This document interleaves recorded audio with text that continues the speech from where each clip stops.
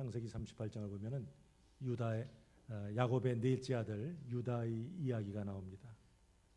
유다에게 세 아들이 있었는데 하나님 보시기에 악을 행했습니다. 그래서 하나님께서 위에 그 두 아들 장남과 차남을 치셨습니다.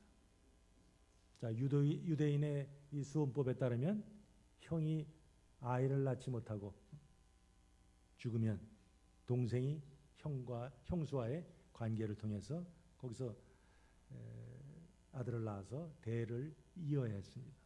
자, 근데 유다가 생각할 때 이미 두 아들이 죽었는데 저 자칫하다 막내까지 줬다가 막내까지 죽으면 어떡하나, 그걸 염려했습니다.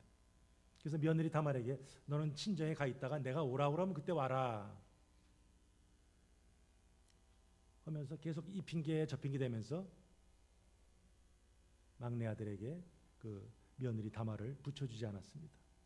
자, 그러다 하루는 유다가 이제 친구와 함께 자기 양들의 털을 깎으러 딥나라는 곳으로 올라갑니다. 그때 누군가가 알려줍니다. 네 시아버지가 지금 양털을 깎으러 딥나라 왔어.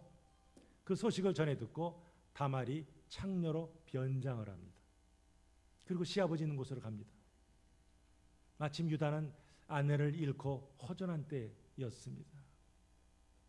한 여인이 창녀같이 생긴 여자가 접근하니까 그에 관심을 보입니다. 그때 다말이 얘기합니다. 저에게 들어오는 그 대가로 어떤 값을 치르시겠습니까? 그랬더니 내 가축대 중에서 새끼 염소 한 마리 주겠다 그랬습니다. 그러니까 다말은 그 염소 새끼 그 줄 때까지 그럼 담보물로 당신이 갖고 있는 그 도장 그리고 허리끈 그리고 당신이 갖고 다니는 지팡이를 내게 주시오 하면서 요구합니다. 자, 그래서 서로 딜이 됐어요. 그래서 시아버지와 동침을 했는데 바로 이 다말이 임신을 하게 됩니다. 자, 나중에 유다가 내 그 보증 그 담보물을 찾아와야지 하면서 친구를 보내서 염소 새끼 데리고 갔지만 아무리 찾아도 분명히 옛날에 이 근처에 그 여인이 있었는데 없다 하는 소식을 듣고 그냥 관둬라 잊어버리지 뭐 이렇게 얘기합니다. 자, 근데 소문이 들립니다. 한 석 달쯤 지나니까 지금 당신의 며느리 다말이 임신했습니다. 소식을 들었습니다. 유다는 속으로 쾌재를 불렀습니다. 가뜩이나 이거 다말의 존재가 껄끄러웠는데 아주 잘 됐네 해가지고 유다가 분노하면서 그 다말을 끌어내서 불에 태우라 명령합니다. 자, 다말이 질질 끌려나옵니다. 끌려나오면서 시아버지에게 전가를 하나 보냅니다. 저는 이 물건 임자의 아이를 배웠습니다. 잘 보시오. 그러면서 쫙 보니까 어때요? 옵스, 이거 내 도장이네, 내 허리끈이네, 내 지팡이네. 그때서야 유다가 자기의 잘못을 시인합니다. 자, 그 담보물은 유다가 부인할래야 부인할 수 없는 아주 확실한 증거물이었습니다. 자, 우리가 집을 살 때 중국 사람들 풀캐시를 주고 집을 사는 사람도 있지만 대부분 어떻습니까? 10%, 20% 다운페이 하죠. 이제 에스크로 끝나고 그 값만 지불하면 법적으로 지불한 사람이 집주인이 됩니다. 우리 신앙생활도 마찬가지입니다. 자, 저와 여러분들이 새하늘과 새 땅에 들어갈 거 어떻게 합니까? 죽어봐야 합니까? 뭘로 개런티합니까? 바로 성령님께서 예수 믿는 자들의 인을 치심으로 그들이 구원받은 하나님의 백성이요 장차 약속의 기업을 물려받을 상속자인 것을 보여줍니다. 그게 바로 하나님 말씀이죠. 지금 아브라함도 하나님과 언약을 맺었어요. 자, 그러면 아브라함과 그의 후손이 하나님의 언약 백성인 것을 어떻게 증명합니까? 요즘같이 무슨 드라이버 라이센스 같이 갖고 다니면서 이건 내가 언약 백성이야 이렇게 합니까? 그 답이 오늘 본문에 나옵니다. 구원은 믿음으로 받지만 하나님의 복은 하나님의 말씀에 순종함으로 받습니다. 오늘 본문 어떻게 시작되죠? 너는 내 언약을 지키고 내 후손도 대대로 지켜라. 언약을 맺은 걸로 끝나는 게 아니라 그 언약의 내용을 지킬 때, 그럴 때 하나님이 복을 주시겠다는 거예요. 그래서 그 언약을 지키는 어떤 사인으로 하나님께서 요구하신 것이 뭐예요? 할례를 받으라 하는 거죠. 왜? 할례가 언약 백성의 표시니까요. 그래서 오늘은 이 본문에 나타난 이 할례의 특징에 대해서 몇 가지 살펴보려고 합니다. 같이 한번 읽겠어요. 첫 번째, 할례의 특징이 뭔가? 시작. 언약의 표징입니다. 하나님은 아브라함을 사랑하시기에 약속을 주실 뿐 아니라 그 약속을 지킴으로 인한 그 복을 아브라함과 후손 대대로 주기를 원하셨습니다. 그래서 복을 받을 때까지 뭔가 눈으로 볼 수 있는 확실한 표시를 지금 아브라함에게 주시는 거죠. 노아가 하나님과 언약을 맺었어요. 그러면서 보여주신 것이 뭐죠? 무지개. 바로 무지개는 하나님과 노아가 언약을 맺었다는 그런 표징이 되죠. 또 우리 유대인들에게는 뭐 안식일을 지키고 또 그들에게 토라가 있고 이거 다 뭐예요? 시내산에서 하나님께서 이스라엘 백성들과 언약 맺었다는 그 표징이 되죠. 마찬가지로 이 할례가 아브라함과 하나님 사이에 언약을 맺었다는 표징이 됩니다. 그래서 할례가 전에 그런 게 있었나? 전에 없던 것을 하나님께서 새로 만드신 것은 아니에요. 이미 애굽이나 중동 지방 여러 나라에서 할례식을 행하고 있었어요.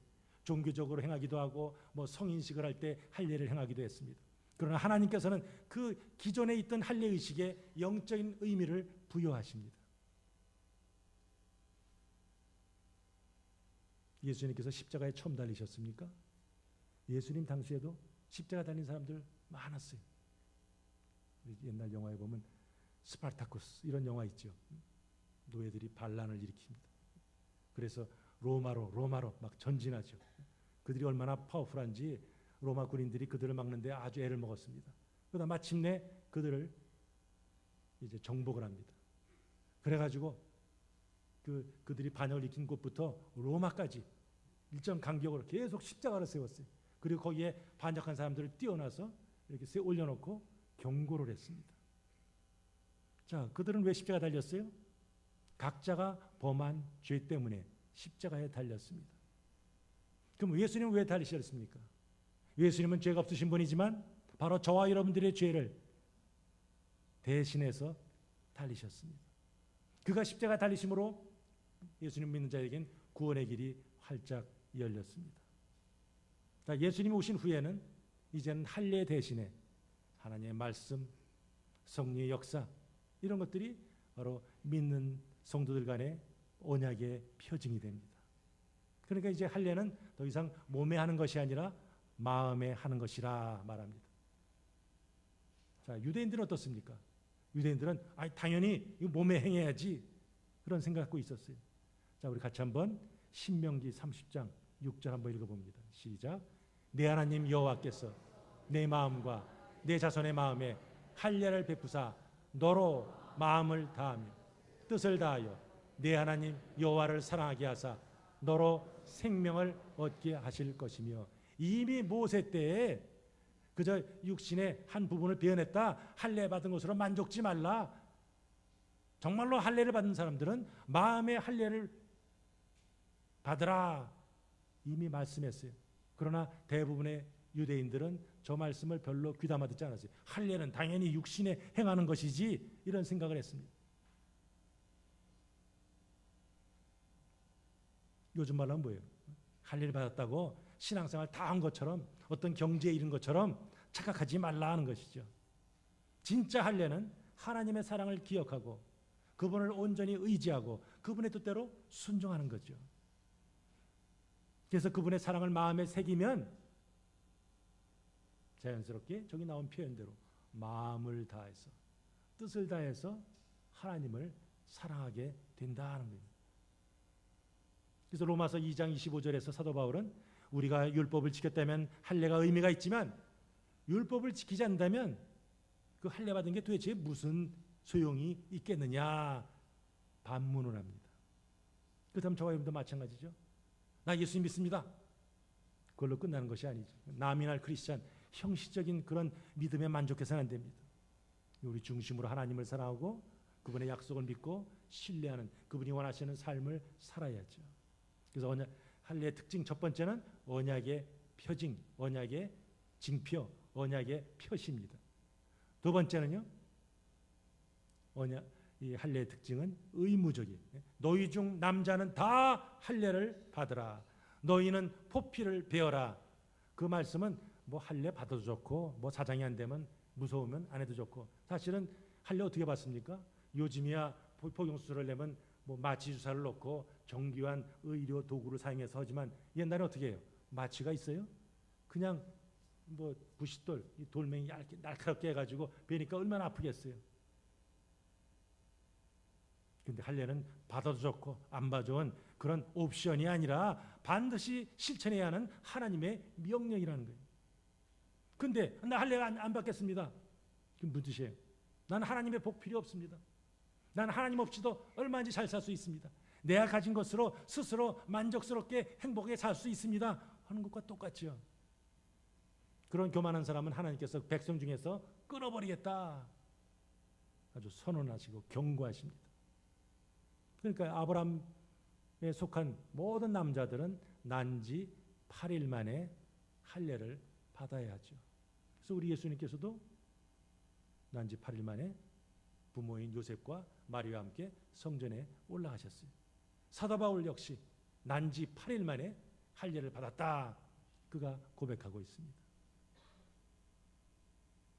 세 번째 할례의 특징은 이 포피를 껍질을 베는 거죠. 할례 문자적으로 그 뜻은 짧게 잘라내다 이런 뜻입니다. 남자의 생식기의 그 표피를 이렇게 짧게 잘라내면서, 그럼 시간이 되면 어떻게 돼요? 점점 나중에 아물고 다니 없어집니까?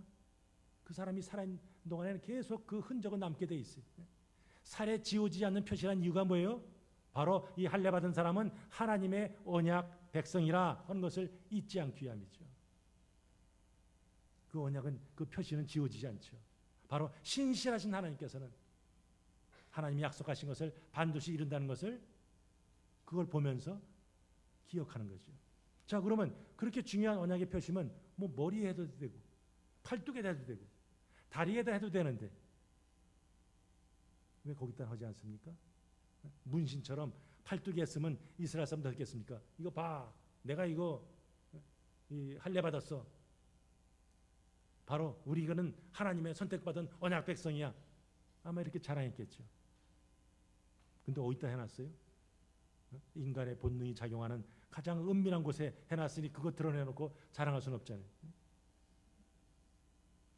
그러나 날마다 그걸 보는 거죠. 보면서 나는 하나님의 언약 백성이다. 나는 하나님 말씀대로 순종해야 하는 사람이라 하는 것을 리마인드 시키는 거죠. 자, 근데 그 할례를 행하라는 그 명령이 이제 예수님이 오시면서 오순절 성령이 임하시면서 바뀌죠. 방법이 바뀌죠. 정신은 똑같지만 육신의 할례에서 마음의 할례로 바뀝니다. 자, 우리 같이 로마서 2장 29절 읽습니다. 없습니까? 제가 읽을게요. 무릇 표면적 유대인이 아니요, 즉 혈통적으로 유대인이 그게 유대인이 아니라 표면적 육신의 할례, 여기에 피지컬리 할례를 받았다고 그게 할례가 아니니라 오직 이면적 유대인이, 보이진 않으나 정말로 중심 가운데 예수 그리스도를 믿는 그런 이면적 유대인이 진짜 유대인이며 할례는 마음에 할지니, 바울이 말씀합니다. 또 고린도서 7장 19절에 보니까 할례 받는 것도 아무것도 아니요 할례 받지 아니한 것도 아무것도 아니로되 오직 하나님의 계명을 지킬 따름이라 말씀하고 있습니다. 중요한 것은 그런 눈에 보이는 모습이 아니라 정말로 우리 중심 가운데 그 하나님의 사랑이 깊이 새겨져서 그 뜻대로 사는 거죠. 네 번째 할례의 특징은 각자가 받아야 합니다. 아브라함이 받았으니까, 그 믿음의 조상이 받았으니까 아들은 면제, 그것이 아니죠. 아버지가 받았지만 아들도 받아야 돼요. 각자 몸에 하나님의 언약 백성이라는 흔적을 가질 것을 하나님께서는 요구하십니다. 그래서 각자가 할례를 행함으로 각자가 하나님과 1대1로 언약을 맺는 거예요. 그래서 하나님의 약속하신 복을 받습니다. 우리 잘 아시는 요한복음 3장 16절 어떻게 시작돼요? 하나님이 뭘 사랑하사? 세상을 이처럼 사랑하사 그랬죠. 요한복음 3장 10절이 사실은 성경 전체의 주제 선언과 같습니다. 하나님이 유대인만을 사랑하셔서 오지 않았어요. 하나님께서 교회만을 사랑하셔서 이 땅에 오지 않으셨습니다. 누구든지 그를 믿는 자에게 구원을 베푸시기 위해서 오셨어요. 거기 보면 믿는 자마다, 그게 무슨 뜻이에요? 각자가 예수님을 믿어야 구원에 참여한다는 거죠. 남편이 잘 믿는다고 아내가 저절로, 엄마가 신앙생활 잘한다고 자식이 저절로 구원을 받지 않는 거예요. 각자가 예수 그리스도를 나의 구주로 영접하고 그분이 나의 죄를 돌아가신 것을 받아들일 때 비로소 고백한 사람이 구원에 동참하게 됩니다. 다섯 번째 특징은 공동체적인 성격을 가집니다. 통계를 보니까 운동을 제일 많이 하는 도시 바로 샌디에고입니다. 운동을 제일 안 하는 도시 필라델피아입니다. 자, 운동하는 것이 몸에 좋다는 걸 알지만 그걸 사실 지속적으로 실천하는 것이 쉽지는 않습니다. 아내가 자꾸 그냥 아침 저녁으로 걷자 그러는데 전 이 핑계 저 핑계 대면서 어떻게든지 안 걸으려고 합니다. 어쨌든 누군가 곁에서 뭐예요? 자꾸 이렇게 하자 그러면 그게 격려가 돼서 지속적으로 할 확률이 높아지죠. 신앙생활도 마찬가지예요. 하나님께서는 아브라함과 언약을 맺은 것으로 끝나지 않죠. 하나님은 그의 후손들도 그와 주변에 있는 사람들도 함께 이 언약에 동참해서 그들도 하나님의 예비하신 복을 받기를 원하셨어요. 그러니까 할례 받은 사람들은 각자가 하나님의 말씀대로 살 뿐 아니라 다른 사람들에게도 서로 격려하면서 그들도 신앙생활 잘할 수 있도록 해야죠. 우리 신약에 보면 은사란 말이 나오죠. spiritual gift. 하나님께서 은사를 주신 목적이 뭐예요? 바로 공동체를 세우기 위해서, 공동체의 유익을 위해서 하나님께서 다양한 은사를 주셨습니다. 그 은사를 가지고 주님의 몸된 교회를 효율적으로 잘 섬기라고 주신 것이지 내가 이래봬도 방언을 줄 알아, 내가 이래봬도 능력이 있어, 병 고칠 줄 알아, 뭐 자랑하라고 주신 것이 아니죠. 이 자리에 계신 분들은 다 하나님의 은사를 가졌어요. 이게 성경의 말씀에 누구나 가지고 있어요. 다만 내가 가진 것이 뭔지 아직도 알지 못했고 그것을 제대로 사용할 수 있도록 개발하지 못해서 그런 것이지 하나님께서 누구에게나 은사를 주셨어요. 그렇다면 모든 교우들은 이 팔로마 한인교회라는 그 공동체에서 함께 공동 목표를 가지고 하나님의 영광을 위해서 서로의 유익을 위해서 달려가는 그런 경주자들입니다. 나보다 남을 낫게 여기는 겸손의 자세를 가지고 서로 상처를 싸매주면서 힘든 자를 격려하면서 함께 달려야 합니다. 우리 히브리서 12장 1절과 2절에 보면 신앙 경주자의 모습이 나오죠. 어떻게 하면 우리가 신앙생활 잘할까?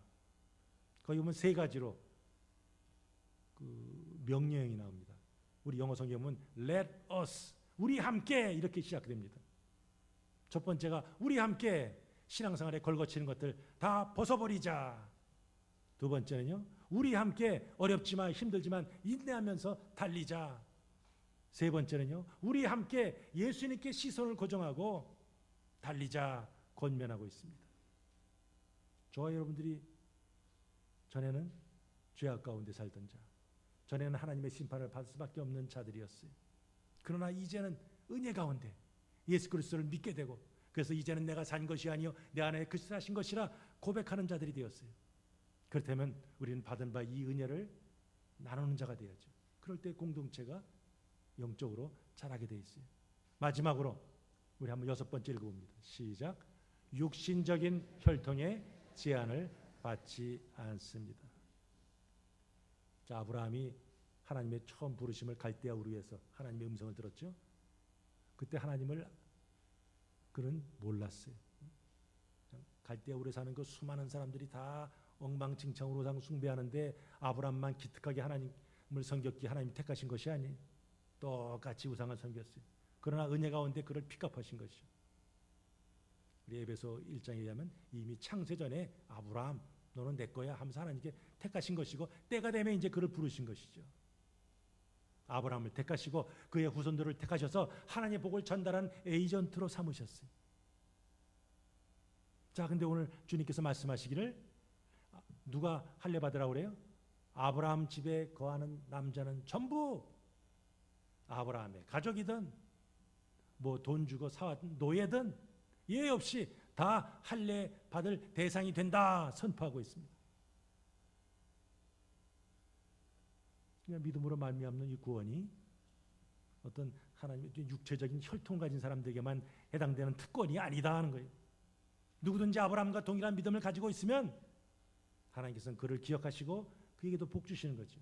그래서 갈라디아서 3장 9절 같이 한번 읽겠습니다. 시작. 그러므로 믿음으로 말미암은 자는 믿음이 있는 아브라함과 함께 복을 받느니라. 저 사람이 유대인이냐 아니냐 그거는 상관이 없어요. 믿음이 있느냐 없느냐 이걸 따라서 영적인 아브라함의 자손이 되느냐 그렇지 않냐 여기에 달려 있다는 거죠. 자, 이게 오늘의 본문의 스토리입니다. 자, 창세기 15장에서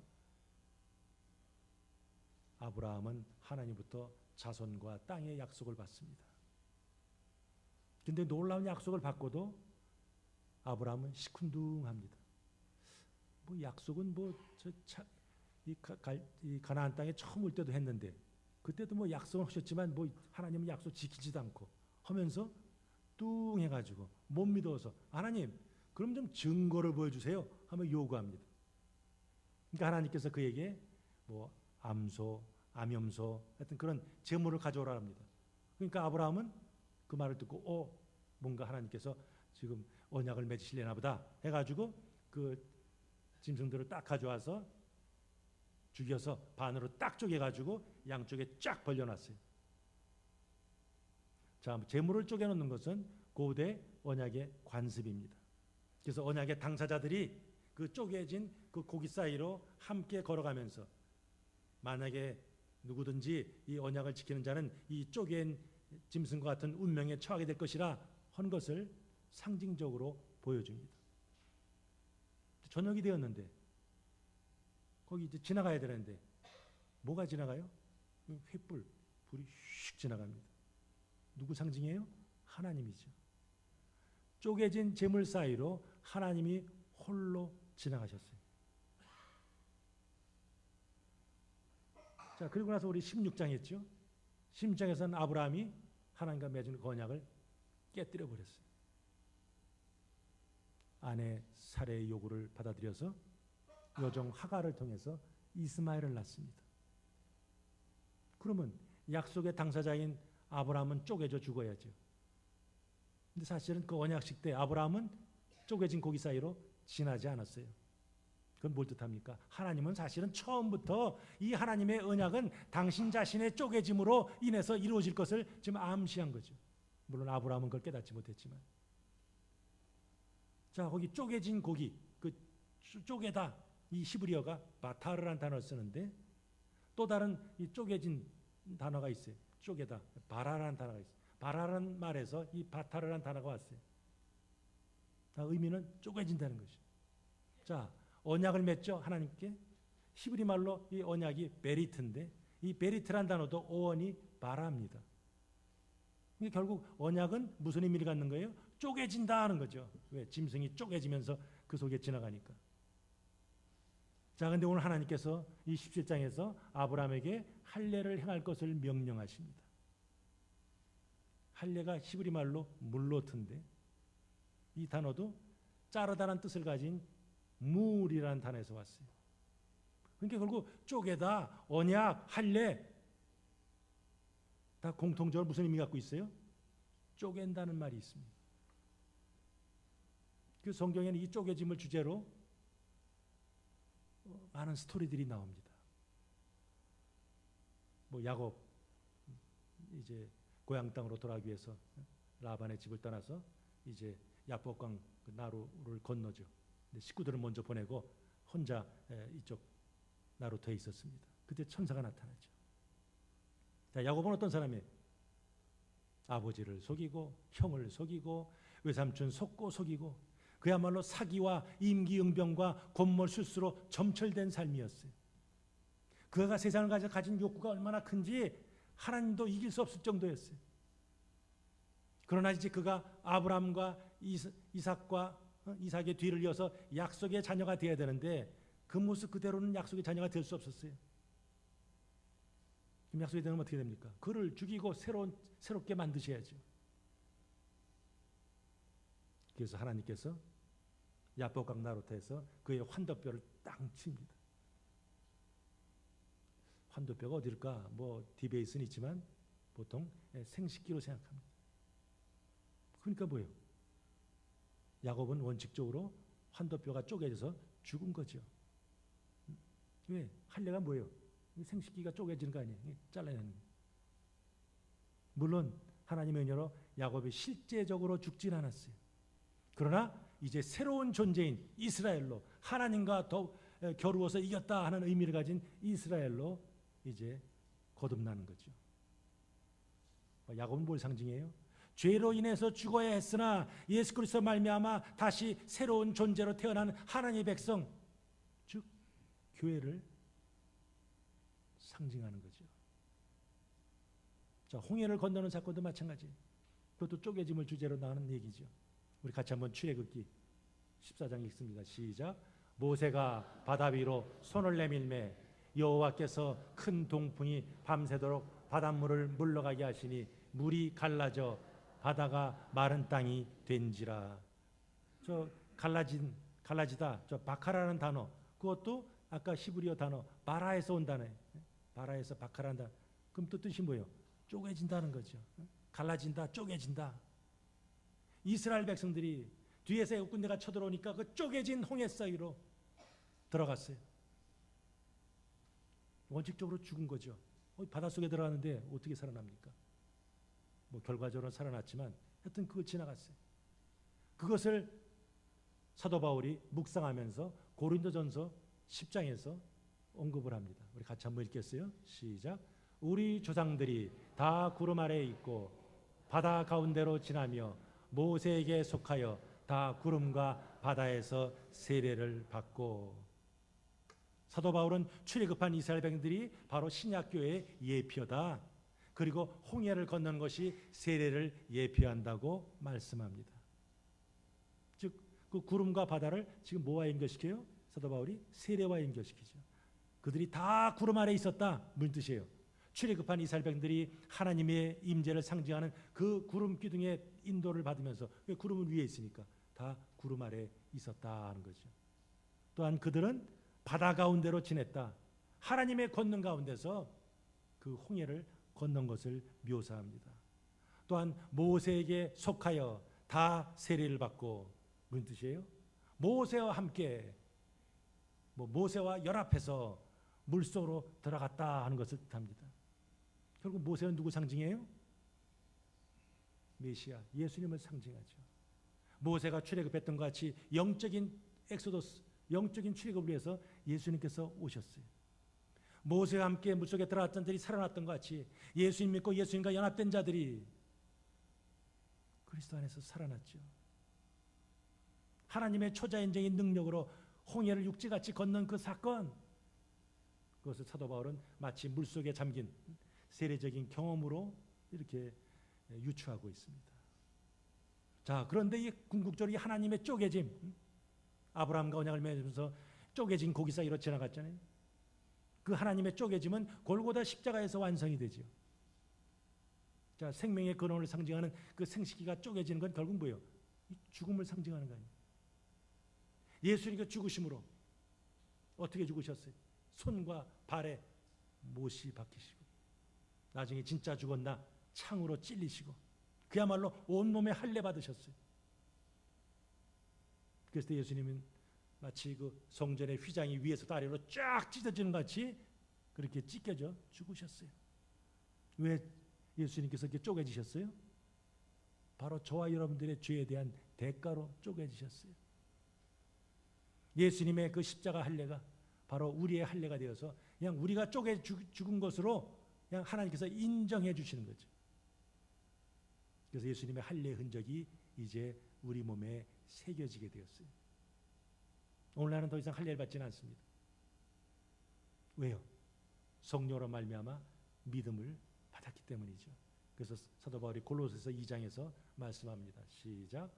또 그 안에서 너희가 손으로 하지 아니한 할례를 받았으니 곧 육의 몸을 벗는 것이요 그리스도의 할례니라. 더 이상 육신적인 할례 받지 않지만 그 할례의 정신은 신약 시대에도 계속 이어지는 거죠. 그게 세례로 이어지는 거예요. 세례가 무슨 뜻이에요? 난 예수 그리스도 안에서 물속에 들어가면서 뭐예요? 나의 옛사람은 죽습니다. 죽어야 되는데, 그러나 예수님과 연합되어서 예수님이 부활하신 것 같이 나도 이제 새로운 사람으로 다시 살아납니다 하는 것을 드라마로 보여주는 것이 세례죠. 그러니까 세례의 참된 의미가 뭐예요? 자기 속에 있는 이 죄스러운 이 본성을 좀 잘라내는 거죠. 신명기 10장 16절 보면은 그러므로 너희는 마음에 할례를 행하고 다시는 목을 곧게 하지 말라 그랬어요. 보이기 위한 할례, 이거는 아무런 의미가 없다는 거예요. 그것을 이미 모세를 통해서 경고했어요. 그러나 대부분의 유대인들은 그 말씀은 별로 귀담아 듣지 않았죠. 내가 다시는 죄를 짓지 않아야지, 내가 신앙생활 제대로 해봐야지. 사실 우리가 아무리 우리가 결심한다 할지라도 우리 안에 있는 이 악하고 더러운 본성은 사라지지 않죠. 우리 스스로 이 죄의 문제를 해결하지 못하니까 우리 바깥에서 오신 분이 있어요. 그분이 바로 예수 그리스도 아니에요.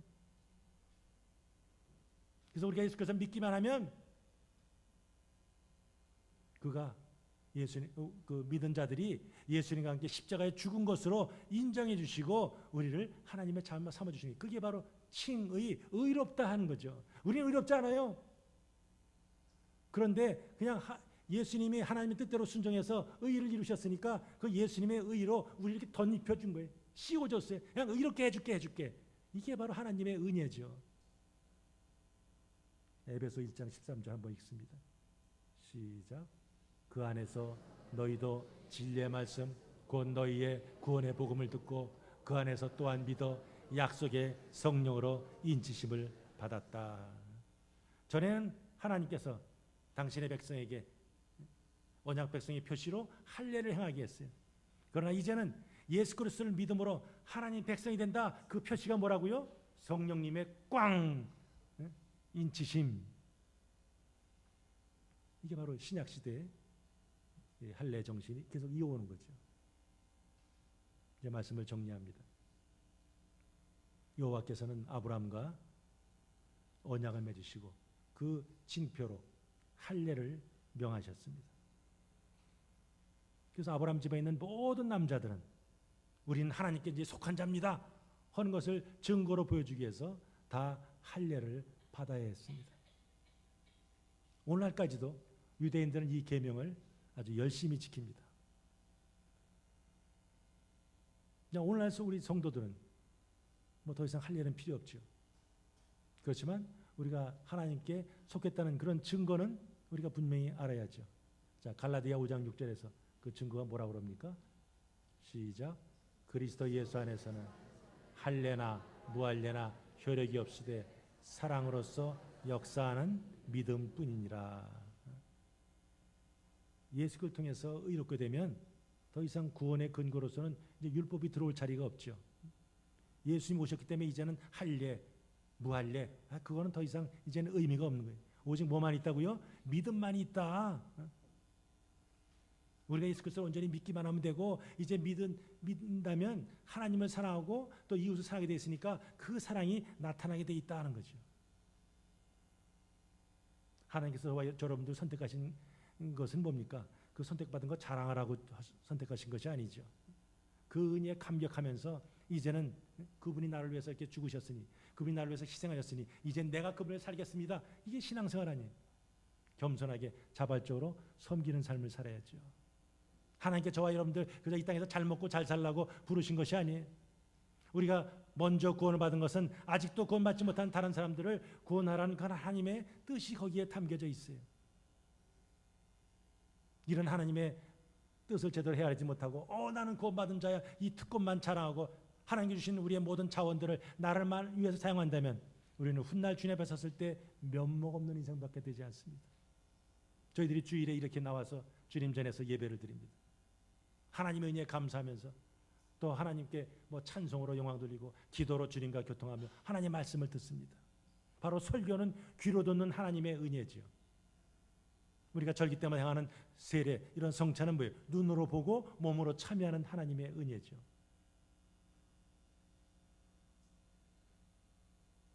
우리는 이 예배를 소홀히 해서는 안 되죠. 우린 예배자입니다. 우리는 사명자요, 우린 전도자요, 우린 예배자인 것을 우린 반드시 기억해야죠. 오고 싶으면 오고 가고 싶으면 가고 제멋대로 행동하는 건 결코 주님의 모습이 아니죠. 매주 말씀드리죠.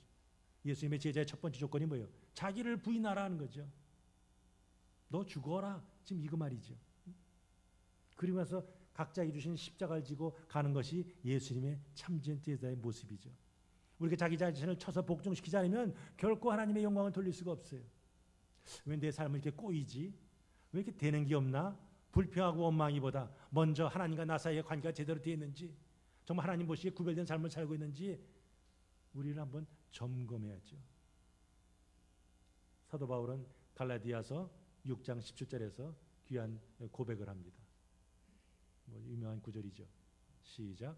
내가 내 몸에 예수의 흔적을 가졌노라. 바울이 말씀하는 저 흔적은 무슨 흔적이에요? 내가 할례 받았다. 그런 할례의 흔적을 말하는 것은 아니죠. 어떤 육신의 정욕을 쫓다가 생긴 그런 흔적을 말하는 것이 아니에요. 그 흔적은 예수 그리스도의 그 십자가의 복음을 증거하면서 당한 고난의 흔적이죠. 오늘도 저 흔적은 생겨요. 근데 저 흔적은 적당히 교회 당만 왔다 갔다 하는 사람들에게는 생기지 않습니다. 세상과 타협하면서 신앙생활하는 사람들, 살아가는 사람들에게는 저 예수님의 흔적은 생기지 않습니다. 때로는 주님을 위해서 아파하고 주님 때문에 고민하고 주님 때문에 씨름하는 사람들에게 저 흔적이 생기는 거죠. 우리가 가진 모든 것이 내 것은 하나도 없어요. 우리 것은 없어요. 우리는 하나님께서 그저 맡아 관리하는 청지기, 이 의식이 있어야죠. 재물, 시간, 탤런트, 이것을 우리가 잘 관리하면서 주님을 위해서 사용해야 합니다.